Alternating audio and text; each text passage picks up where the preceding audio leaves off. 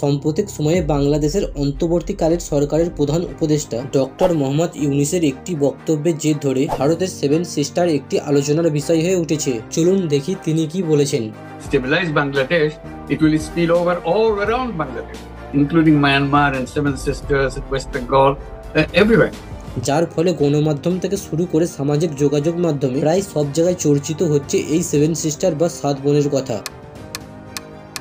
কিন্তু কি এই সেভেন সিস্টার? চলুন জানি। ভারতের উত্তর পূর্ব দিকে অবস্থিত চীন, বাংলাদেশ এবং মায়ানমার দেশের সীমান্তে অবস্থিত ভারতের 7টি রাজ্যকে একত্রে সেভেন সিস্টার বলা হয়। সেভেন সিস্টারে থাকা 7টি রাজ্যের নাম হলো অরুণাচল প্রদেশ, আসাম, মণিপুর, মেঘালয়, মিজোরাম, নাগাল্যান্ড এবং ত্রিপুরা। আর সিকিমকে সাধারণত এই রাজ্যগুলির ভাই বলা হয়। এবার আপনাদের মনে প্রশ্ন উঠবে যে এই 7টি রাজ্যকে একত্রে সেভেন সিস্টার বলা হয় কেন? চলুন এবার এই প্রশ্নের উত্তর জানি। এই 7টি রাজ্যের জাতিগত এবং ধর্মীয় বৈচিত্র্য বিদ্যমান থাকলেও কিন্তু রাজনৈতিক, সামাজিক এবং অর্থনৈতিকভাবে এদের অবস্থানে যথেষ্ট মিল রয়েছে। আসলে এই 7টি রাজ্য একে অপরের উপরে নির্ভরশীল এবং এই রাজ্যগুলির সামাজিক, রাজনৈতিক এবং অর্থনৈতিক অবস্থা একই বলে মনে করা হয়। তাই এই 7টি রাজ্যকে একত্রে সেভেন সিস্টার বলা হয়। ত্রিপুরার একজন বিখ্যাত সাংবাদিক জ্যোতি প্রসাদ সাইকিয়ান একটি রেডিও টকশোতে এই 7টি রাজ্যকে এক সূত্রে বলার জন্য সেভেন সিস্টার টার্মটি সর্বপ্রথম ব্যবহার করে। এই 7টি রাজ্যের উপরে তিনি একটি বইও লিখেছেন যার নাম ল্যান্ড অফ সেভেন সিস্টার্স।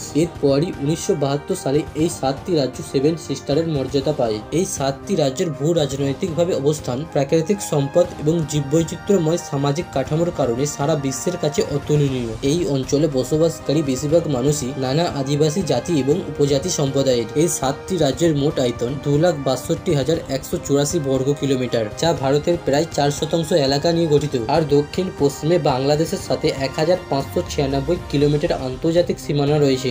এই 7টি রাজ্য আমাদের পশ্চিমবঙ্গের রাজ্যে অবস্থিত শিলিগুড়ি করিডোর দ্বারা ভারতের মূল ভূখণ্ডের সাথে যুক্ত হয়েছে। এই ভূখণ্ডের আকৃতি মানচিত্রে দেখলে অনেকটা মুরগির গলার মতো লাগে বলে তাই শিলিগুড়ি করিডোরকে চিকেন নেক্স বলা হয়। বন্ধুরা, আপনারা যদি শিলিগুড়ি করিডোর বা চিকেন নেক্স এর সম্পর্কে বিস্তারিত জানতে চান তাহলে কমেন্ট বক্সে অবশ্যই কমেন্ট করে জানাবেন। আমি এ বিষয়ে একটি আলাদা ভিডিও তৈরি করব।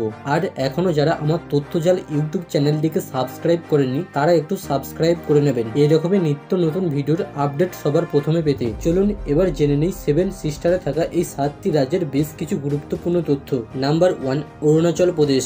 অরুণাচল প্রদেশকে এই 7 বোনের মধ্যে সবচেয়ে বড় বোন বলে মনে করা হয়, কারণ এটি পূর্ব ভারতের সবচেয়ে বড় রাজ্য, যার মোট ক্ষেত্রফল 83,743 বর্গ কিলোমিটার। তবে আয়তনের অনুসারে এই রাজ্যের জনসংখ্যা অনেক কম। 2011 সালের জনগণনা অনুযায়ী এখানকার জনসংখ্যা প্রায় 13,82,611 জনের কাছাকাছি। স্বাধীনতার পর ভারতে অরুণাচল প্রদেশ বলে কোনো রাজ্যই ছিল না। তখন অরুণাচল প্রদেশের নাম ছিল NEFA বা নর্থ ইস্ট ফ্রন্টিয়ার এজেন্সি। তবে 1972 সালে এই রাজ্যটি একটি কেন্দ্রশাসিত রাজ্য হিসাবে ঘোষিত হয়। 25টি জেলা নিয়ে গঠিত অরুণাচল প্রদেশের রাজধানী হলো ইটানগর। অরুণাচল প্রদেশকে ভারতে উদীয়মান সূর্যের দেশ বলা হয়, কারণ ভারতের প্রথম সূর্য উদয় এখানেই হয়। এখানে সূর্যের কিরণ দেখা যায় প্রায় ভোর 4টের সময়। আর সবচেয়ে আশ্চর্যের বিষয় হলো একটি দেশে দুটি রাজ্যে, অর্থাৎ পূর্বে অরুণাচল প্রদেশ এবং পশ্চিমে গুজরাটে সূর্য উদয়ের মধ্যে সময়ের পার্থক্য প্রায় 2 ঘন্টা। অরুণাচল প্রদেশ হলো ভারতের 24তম স্বীকৃতিপ্রাপ্ত রাজ্য,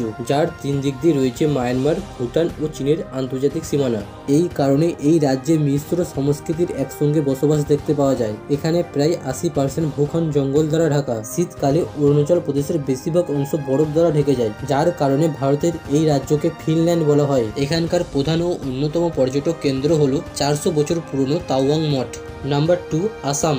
ভারতের এই রাজ্যকে পূর্ব ভারতের একমাত্র প্রবেশদ্বার বলা হয়, কারণ দেশের পূর্বে অংশে যাওয়ার জন্য আপনাকে প্রথমে আসামে প্রবেশ করতে হবে। 1950 সালের 26শে জানুয়ারি আসামকে ভারতের একটি রাজ্য হিসাবে স্বীকৃতি দেওয়া হয়। এই রাজ্যের রাজধানী হলো দিসপুর। প্রায় 74,438 বর্গ কিলোমিটার অঞ্চল জুড়ে বেষ্টিত থাকা আসামের মোট জেলার সংখ্যা 31টি। এই রাজ্যের উপর দিয়ে বয়ে গেছে ব্রহ্মপুত্র নদী, আর এই নদীর মধ্যেই রয়েছে ভারতের বৃহত্তম দ্বীপ মাজুলি। মাটির তৈরি মুখোশের জন্য এই দ্বীপ গোটা বিশ্বে বিখ্যাত। আসামের ডিগবইতে ভারতের প্রথম কাঁচা তেলের খোঁজ পাওয়া যায়। এখানেই তেল সবার প্রথমে 1866 সালে উত্তোলন করা হয়। আসাম হলো ভারতের সবচেয়ে বেশি চা উৎপাদনকারী রাজ্য। সমগ্র ভারতবর্ষের প্রায় 50% চা এই অঞ্চলে চাষ করা হয়। আর পৃথিবীর বিখ্যাত গোল্ডেন সিল্ক বা সোনালী রেশম উৎপাদন করা হয় এই আসাম রাজ্যে। এই আসাম রাজ্যে অবস্থিত রয়েছে কাজিরাঙ্গা ন্যাশনাল পার্ক আর বিখ্যাত কামরূপ কামাখ্যা দেবীর মন্দির।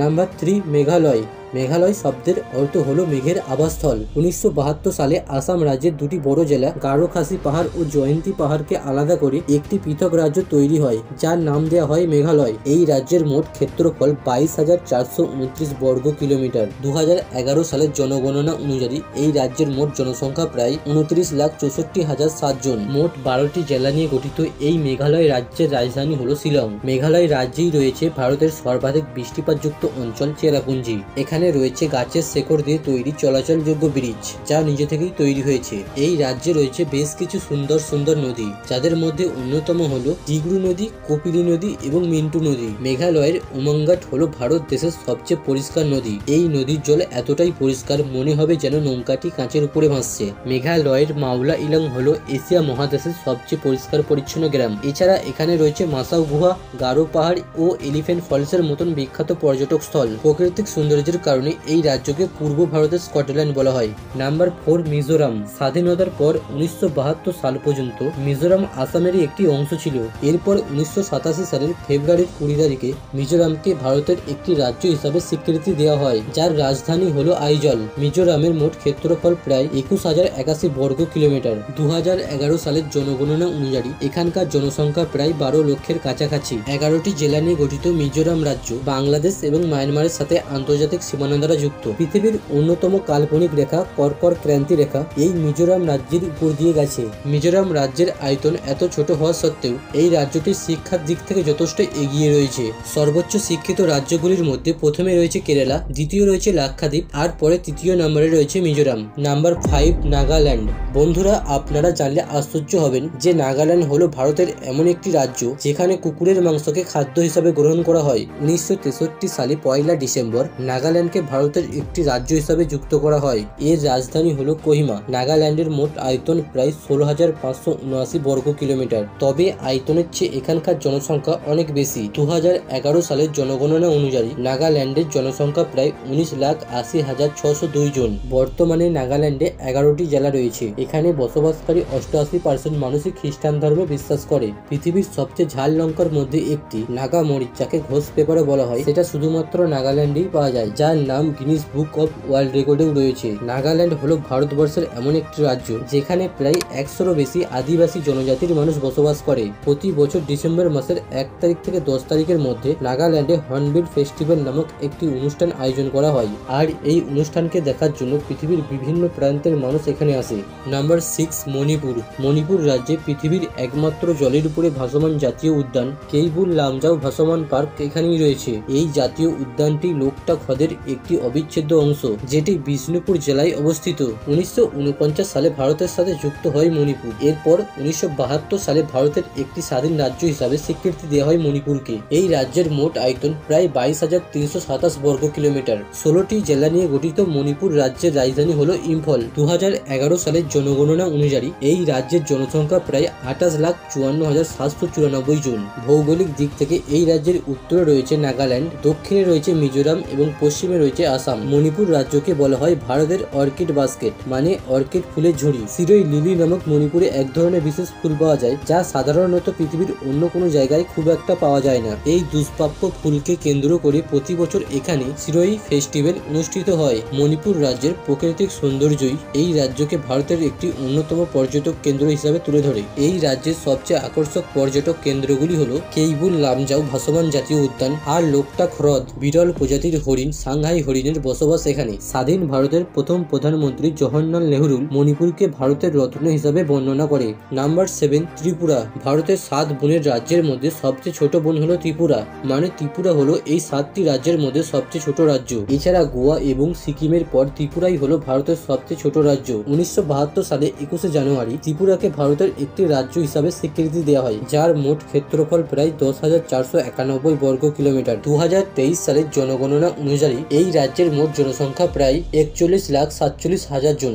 নদী এবং খাড়ি অঞ্চলে অবস্থিত ত্রিপুরা হলো এমন একটি রাজ্য যার 3 দিক দিয়ে ভারতের প্রতিবেশী দেশ বাংলাদেশের আন্তর্জাতিক সীমানা দিয়ে ঘেরা। 8টি জেলা নিয়ে গঠিত ত্রিপুরা রাজ্যের রাজধানী হলো আগরতলা, যা সমগ্র উত্তর পূর্ব ভারতের একটি গুরুত্বপূর্ণ শহর। বন্ধুরা, আপনারা কি জানেন কিছুদিন আগে দক্ষিণ ত্রিপুরা জেলাগুলির সাথে সাথে বাংলাদেশের দক্ষিণ পূর্ব অঞ্চলে ভয়াবহ বন্যা হয়েছে, আর এই বন্যার জন্য বাংলাদেশ সম্পূর্ণভাবে ভারতকে দায়ী করছে। তাদের মতে ভারত তার ত্রিপুরা রাজ্যে অবস্থিত ডুম্বুর বাঁধটি খুলে দিয়েছে বলে বাংলাদেশে এই বন্যার পরিস্থিতি সৃষ্টি হয়েছে। এই বিষয়ে আপনি যদি বিস্তারিত জানতে চান তাহলে আপনি আমার এই ভিডিওটা দেখতে পারেন। আজ তবে আসি বন্ধুরা, দেখা হবে পরের অন্য একটি ভিডিওতে। ততক্ষণ ভালো থাকুন, সুস্থ থাকুন, ধন্যবাদ।